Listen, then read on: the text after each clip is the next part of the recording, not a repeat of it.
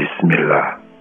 Sosok Umar bin Khattab disetarakan dengan Alexander Agung, penguasa Macedonia, dan Cyrus Agung, Kisra Persia, dua orang pemimpin besar yang kekuasaannya diakui dunia pada masa itu. Bedanya, baju Umar bin Khattab penuh tambalan dan makannya dendeng kering yang keras. Sementara dua orang pemimpin agung itu hidup megah, berlimpah harta, berkelimang kemewahan. Suatu perbedaan yang sangat ekstrim. Bagaimana mungkin? Pada masa kepemimpinannya, tak lebih dari 10 tahun, Umar bin Khattab berhasil memperluas wilayah kekuasaannya, menguasai seluruh jazirah Arab. Di sebelah utara sampai Syria, sebelah barat sebagian besar negeri Mesir, dan di sebelah timur sebagian besar wilayah Persia. Pasukan yang dikirim Umar bin Khattab berhasil mengalahkan pasukan Heraklius, Kaisar Bizantium di Damaskus, Syria, berhasil merebut benteng Babylon dan menduduki kota Alexandria yang indah, berhasil mengalahkan pasukan Persia dan membunuh Rustum, panglima perangnya. Sosok Umar kerap disetarakan dengan Alexander Agung, Kaisar Macedonia, Cyrus Agung, Kisra Persia, dua orang pemimpin dunia yang kekuasaannya menggeletar dan melintang di seantero jagat. Bahkan, wilayah taklukan Umar lebih luas dari mereka. Sebagian besar negeri taklukan itu adalah negeri yang berlimpah harta. Sebagai pemimpin, Umar bin Khattab mendapatkan kiriman harta rampasan perang yang luar biasa banyak berlimpah. Sebagai pemimpin yang berhasil mengalahkan Persia dan Romawi, Umar punya hak untuk hidup bergelimang harta. Lalu, seperti apa perilaku hidup Amirul Mukminin Umar bin Khattab? Hidup seperti apa yang dijalani sang penakluk ini? Simaklah kisah-kisah nyata berikut yang menggambarkan gaya hidupnya. Suatu hari Amirul Mukminin terlambat datang saat waktu sholat Jumat tiba.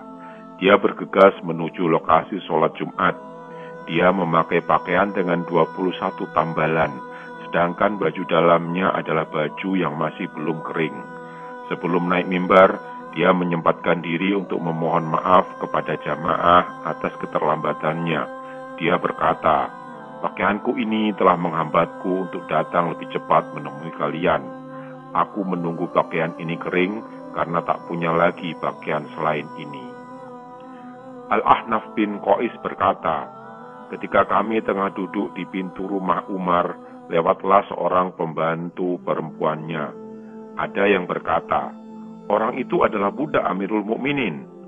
Pembantu perempuan itu mendengar dan berkata, 'Amirul Mukminin tidak memiliki budak perempuan. Yang menjadi haknya dari harta Allah, Baitul Mal, hanya sekadarnya dan tidak berlebih.' Lalu datanglah utusan dari rumah Umar memanggil kami. Kami pun mendatangi Umar dan dia bertanya, 'Apa yang telah kalian bicarakan?' Kami menjawab, 'Kami tidak mengatakan apapun yang penting.' Lalu kami menceritakan kejadian tadi. Maka Umar berkata, 'Aku beritahukan kepada kalian apa yang menjadi hakku dari harta Allah, Baitul Mal, yaitu 2 pakaian, satu untuk musim panas, satu lagi untuk musim dingin. Kemudian jatah tunggangan untuk berhaji dan berumroh, serta jatah makan keluargaku sama dengan jatah makan orang Quraisy dengan kondisi ekonomi menengah. Lebih dari itu, aku hanyalah seorang muslim yang sama dengan yang lainnya.'" Kepada Ahnaf dan sahabat-sahabat tersebut, Umar menyatakan bahwa jatah makan keluarganya sama dengan jatah makan kaum Quraisy yang berekonomi menengah, tapi kenyataannya lebih rendah dari itu.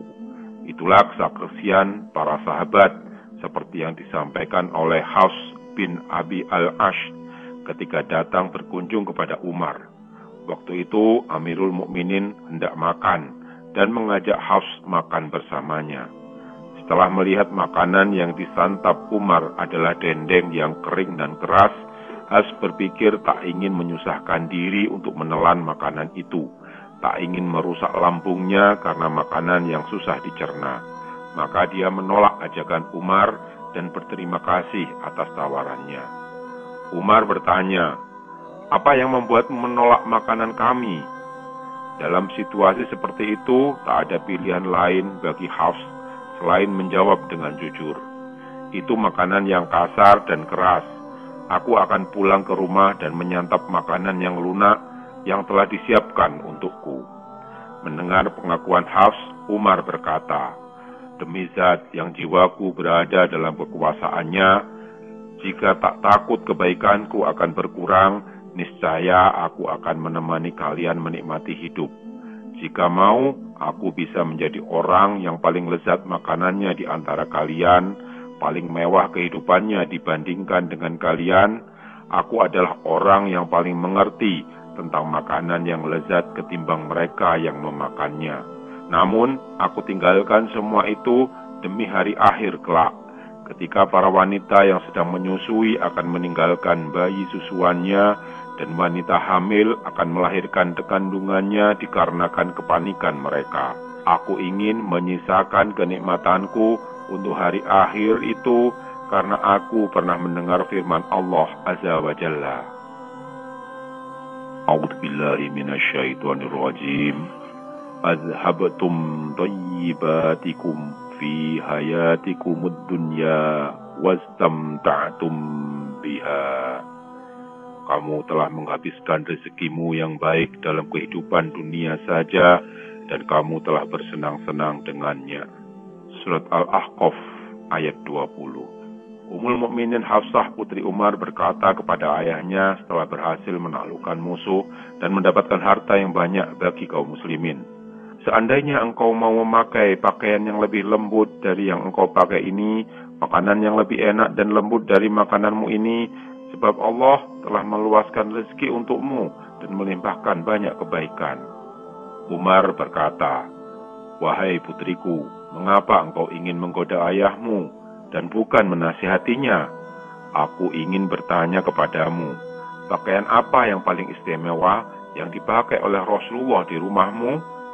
Putrinya yang juga istri Rasulullah Shallallahu Alaihi Wasallam itu menjawab, "Dua helai pakaian bagus yang beliau kenakan pada dua kesempatan. Pertama ketika ada utusan yang ingin menemui beliau, kedua ketika sholat Jumat." Umar bertanya lagi, "Bagaimana dengan makanannya?" Hafsah menjawab, "Kami memakan roti panas yang terbuat dari gandum yang dituangi minyak samin sehingga tampak berlemak. Itulah makanan yang paling enak di rumah kami." "Karpet apa yang paling mewah di rumah kalian?" tanya Umar lagi. "Kami membentangkan sehelai kain kasar yang kami tambal pada musim panas.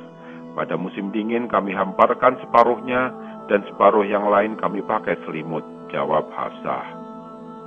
Umar lalu berkata, "Sesungguhnya perumpamaanku dengan dua sahabatku, Rasulullah Shallallahu Alaihi Wasallam dan Abu Bakar, adalah seperti tiga orang yang menempuh suatu jalan. Yang pertama telah membawa bekal yang cukup dan telah sampai ke tujuan dengan selamat. Lalu diikuti yang lain dengan menempuh jalan yang sama. Yang kedua pun berhasil mencapai tempatnya. Selanjutnya yang ketiga, apabila dia konsisten berada di jalan yang telah ditempuh oleh dua orang itu, dia akan menyusul mereka. Namun jika dia menempuh jalan yang berbeda, dia tidak akan bisa bergabung dengan mereka." Abdullah bin Amir bin Rabi'ah berkata, "Aku menemani Umar bin Khattab dalam perjalanan haji dari Madinah menuju Mekah hingga kami kembali. Selama perjalanan itu, dia tak pernah sekalipun mendirikan kemah atau tenda. Kami juga tak menemukan bangunan untuk berlindung. Untuk berteduh, dia hanya membentangkan pakaiannya pada dedaunan, lalu berteduh di bawahnya." Sementara itu, Bashar bin Numair radhiyallahu anhu berkata, "Umar bertanya kepadaku, berapa biaya yang dikeluarkan untuk memenuhi kebutuhan kita?" Aku menjawab, 15 dinar. Umar pun berkata, "Sesungguhnya kita telah berlebihan dalam menggunakan harta ini." Begitulah Amirul Mukminin yang di gudangnya tersimpan kekayaan Persia dan Romawi ini pergi menunaikan ibadah haji di bawah panas terik yang membakar tanpa mempersiapkan segala kebutuhan perjalanan bagi dirinya sendiri dengan layak. Lelaki ini merasakan udara yang panas dan teriknya matahari, persis seperti yang dirasakan umatnya ketika melakukan perjalanan haji tanpa fasilitas lebih. Bahkan dia menganggap biaya perjalanan haji sebanyak 15 dinar sebagai suatu hal yang berlebihan.